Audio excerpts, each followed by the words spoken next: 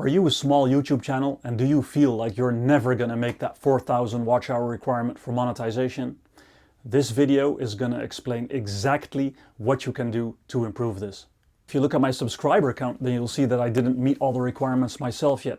But if you look at my analytics here for the watch hours, then you'll see that it's really taking off now. And I'll share with you what the number one reason is for this improvement. But before I dive into that, I'll share some other tips with you as well. So here goes. I have 5 tips for you if you are a creator just starting with a YouTube channel and it's not yet growing at the right pace.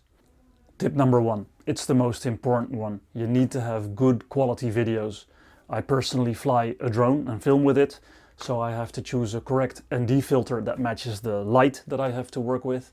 Make sure you know your way around the type of camera angles and the filming shots that you choose, and you can learn as you go, of course. Once you start editing, you need to make sure that you have good background music, maybe some sound effects. There are many suppliers. I personally use Epidemic Sound for that.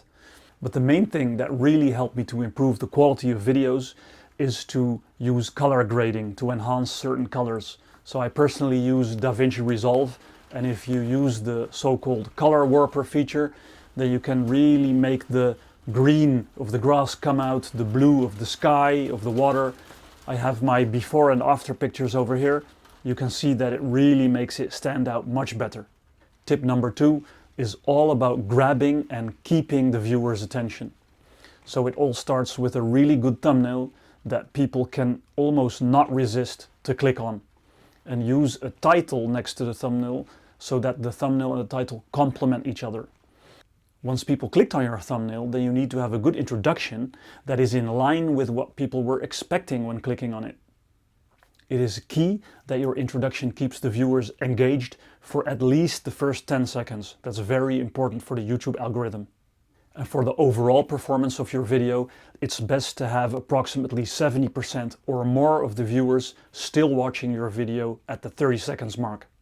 The YouTube algorithm loves it if it sees that viewers do not just swipe away, but are continuing to watch your video.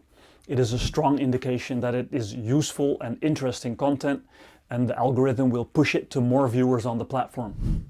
Now let's have a look at some of the analytics over here. Now this graph doesn't look great if it was for a regular video, but this was a video of almost 11 hours. In my final tip, I'll show you why it's a video of 11 hours. Look at the remark stating that 96% of the viewers was still watching around the 30 seconds mark. That is very high, and the YouTube algorithm loves it. And here you can see that almost 20% of the viewers was still watching 20 minutes into the video. That is fantastic for gaining watch hours. But an 11 hours video, I hear you thinking?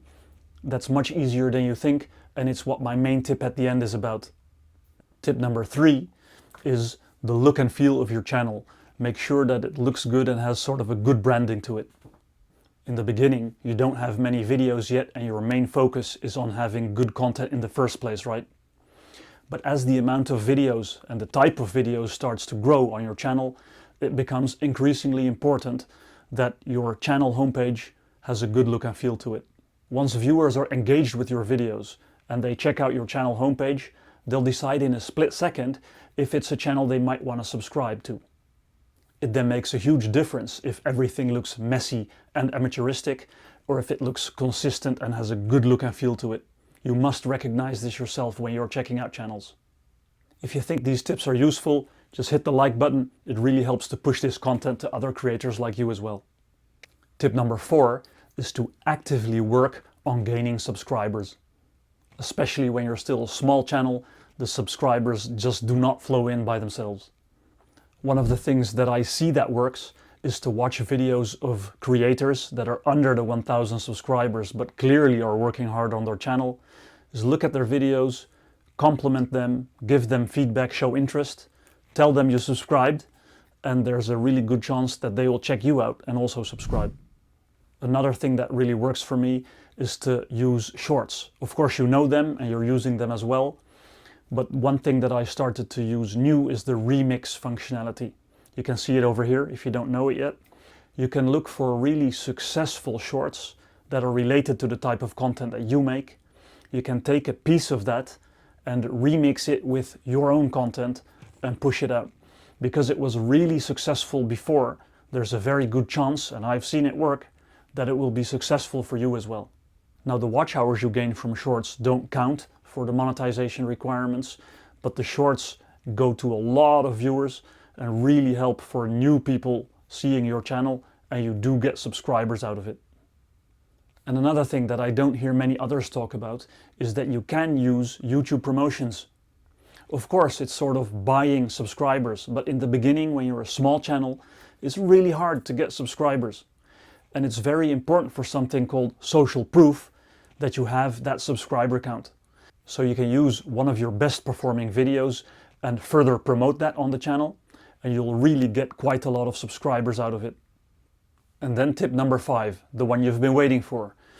The one thing that is mainly helping me gain watch hours by far is to use live streams.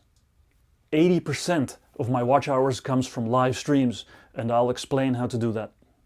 But first, if you're new to live streams, let me show you how it works. So here you see a live stream I did with a video about medieval castles. You see that 4 people at the same time were viewing it at that moment, but you also see that during the live stream itself, 92 people in total have viewed that stream. To do this, I used the open source application OBS Studio. It's free to use, also commercially, and it's very user-friendly. What it basically comes down to is that you can select a media file to broadcast, you can make sure it plays as a loop, you can add a description, you can add a very good thumbnail, and then you can put it live. While you can get quite a few watch hours from the live stream itself, the real growth comes from the video that gets published on your channel afterwards. Now have a look at the analytics of this video I made of beautiful lakes and mountains in Switzerland. This video alone generated more than 220 watch hours. It's crazy. You can see a couple of clear spikes in the watch hours at different moments in time. The biggest spike being 2 months after the video was published. But the main thing about these live streams is that they can be very long videos, and that enables people to play it for a very long time before it just switches to another video. Just a couple of quick tips. Make sure your live stream is not more than 12 hours long. Otherwise, YouTube will not process it correctly and you'll not get the watch hours from it. So if you're not using live streams yet, then please start doing so. I guarantee it will dramatically grow your watch hours. Did you think this video was useful? Just like you, I'm trying to grow my channel. Please subscribe and let's stay in touch in 2026.